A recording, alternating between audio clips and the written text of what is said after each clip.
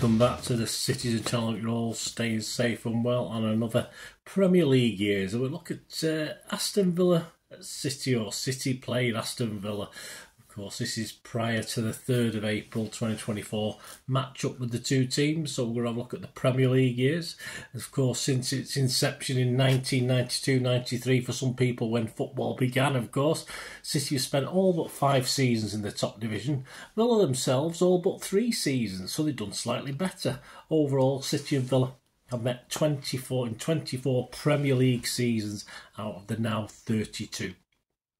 So we'll have a look at our record against them, concentrating on our Premier League home record, of course, but we will mention the overall record, which is pretty good compared to the Arsenal-Liverpool that I've done recently. So we'll have a look at that. Please, if you're new to the channel, push that subscribe button, push the bell notifications, everything.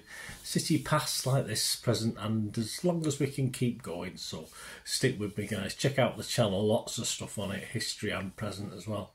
And of course, you will see some film and TV stuff as well. So if that's of any interest to you, have a look at that. Or if you know somebody who might be interested, please point them in my direction. I'd be very grateful. Get those buttons pressed. If you can press that like button as well, guys. I'm trying to get to at least 15 likes if I can for these vlogs, so you'd help me out towards that.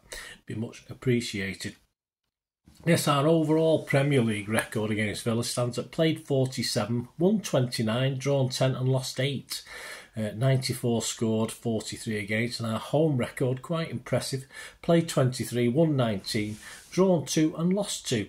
And we've scored 61 and let 18 in. And we've won our last thing, I'll keep my fingers crossed when I say this, we've won our last 13 home league meetings before this game we're talking about, or before the game I mentioned before. We drew our first ever main road match-up, our first ever game in the Premier League on the 19th of December 1992. Quinn was on the programme cover and it cost £1.30. Manager Reid was disappointed with the 1-1 draw. Defender Andy Hill got the City man of the match from Paul Hince in the Manchester Evening News. Gary Parker opened the scoring for Villa after 34 minutes and Gary Flitcroft equalised after 59 minutes. Attendance that day, well, not respectable, but not fantastic, 23,525. The result left City 9th, Villa 4th.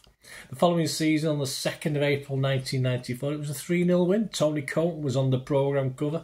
The attendance, a bit more that day, 26,075. There's some renovations going on as well, wasn't there? So let's forgive a slightly lower crowds, but they weren't that impressive anywhere else in those days. The lineups that day: City, Dibble, Hill, Curl, Vonk, David Brightwell, Ian Brightwell, McMahon, Rocastle, Walsh, Rossler and Beagrie.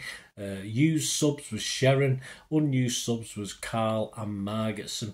Ron Atkinson's Villa was Bosnich, Barrett, Staunton, Teal, Richardson, Townsend, Parker, Daly, Saunders and Fenton. Their used subs were someone called York. Cox was unused and Spink was unused. Over to Paul Hince's match report for the Manchester Evening News. I think this was in the this was not the pink one. He did a pink match report and a sort of Manchester Evening News match report. This is the Manchester Evening News one. Ian Brightwell stepped back into the main road stage for the first time in over 14 months to show Manchester City's drooling fans exactly what they've been missing. Newcomers Peter Beagrie, Paul Walsh and Uwe Rossell understandably stole the headlines with the goals, but the star of the show against Ron Atkinson's Coca-Cola Cup winners was the fabulous Brightwell in his first home appearance since suffering a career-threatening knee injury against Reading a year last January. Play anywhere Brightwell bobbed to his teammates, dominated the game with a towering performance of tenacity and skill which left you wondering where the Blues would have been in the Premiership table today if boss Brian Horton hadn't been denied his services all season. Ian was simply magnificent, purred Horton. He is a manager's dream, his heart is as big as a bucket and he's got a wonderful desire to win. Brightwell was clearly in the mood to make up for lost time against Villa in a faultless display in both defence and attack. His defensive qualities were certainly needed in the opening 30 minutes as the Blues struggled to come to grips with their nerves in a match they knew they couldn't afford to lose. What City needed to calm themselves down was a goal, and new boy Beagrie broke the tension by delivering the good 6 minutes from the interval. In truth, there was a liberal sprinkling of luck behind Beagrie's first goal for the Blues since his £1 million transfer from Everton on transfer deadline day. His first drive from David Rocastle's short free kick seemed to be going nowhere until it took a wicked deflection off the legs of Villa skipper Kevin Richardson before flying past the stranded Marc Bosnich. Crowd pleaser Beagrie celebrated his debut strike with an outrageous backflip which had earned him maximum marks in the Olympic Games.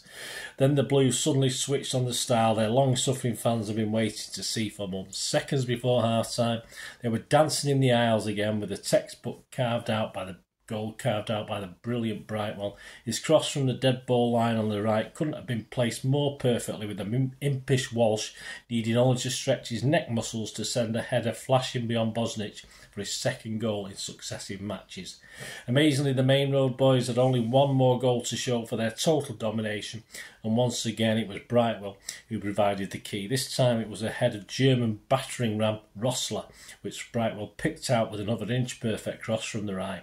The name may have been different, but the end product was the same as the ball bulls the net to bring the chant "Uwe, Uwe" from the terraces. Horton's view on the game: we would certainly have settled for that result before the match started. The players and crowd were a bit apprehensive early on, and it was a great relief once the first goal went in. We are looking miles better now than we were looking getting forward more. In fact, we are looking in miles better right throughout the team. I've said all along that we'll be all right if we go about our job properly, and today's result should have settled us down. The results of the other clubs in the danger zone don't concern me. I'm not bothered what Sheffield United or Southampton do. It's what we do between now and the end of the season which matters. And yes, the scores for Paul Hinds to form the ratings for the players. Dibble, Hill, Curl, Vonk and David Brightwell all got 7. McMahon got an 8. Ian Brightwell got a 10. There you go. Rocastle got a 7. Walshy got an 8. Rossler got a 7 and Beagrie got an 8. And of course, Sherrin got a 6 as well when he came on. He replaced Rossler. Ian Brightwell, a faultless display from City's comeback star, said Paul Hinds. Some other scores on the Carling Premiership that day. Let's have a quick look. Arsenal 1, Swindon 1. 31,000 there.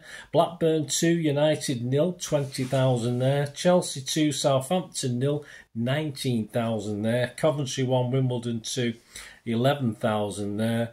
Liverpool 1, Sheffield United 2, 36,000. Of course, City 21,000. Norwich 21,000 at Norwich for Norwich 1, Tottenham 2. Oldham 4, QPR 1, 10,000 there. Sheffield Wednesday 5.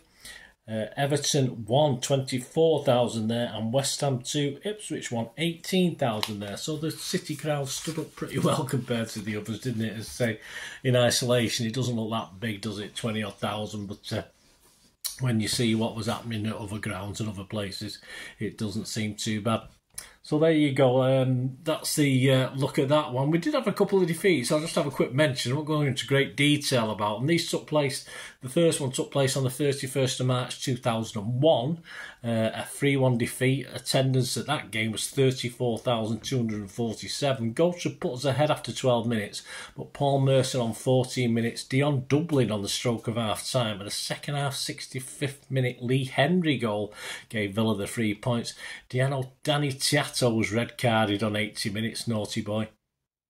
There were 9 yellow cards in a little bit of a physical encounter. That was without the red as well, so there was 9 yellows and a red.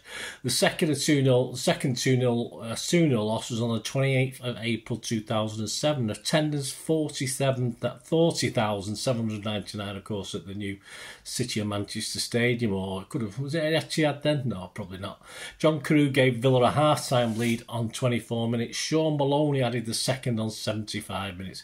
Joey Barton had missed a chance to put City level from the spot in first half injury time. City were booed off the pitch, both half-time and full-time. Well done, guys. I don't think I booed. I don't think I've ever booed City, in fairness.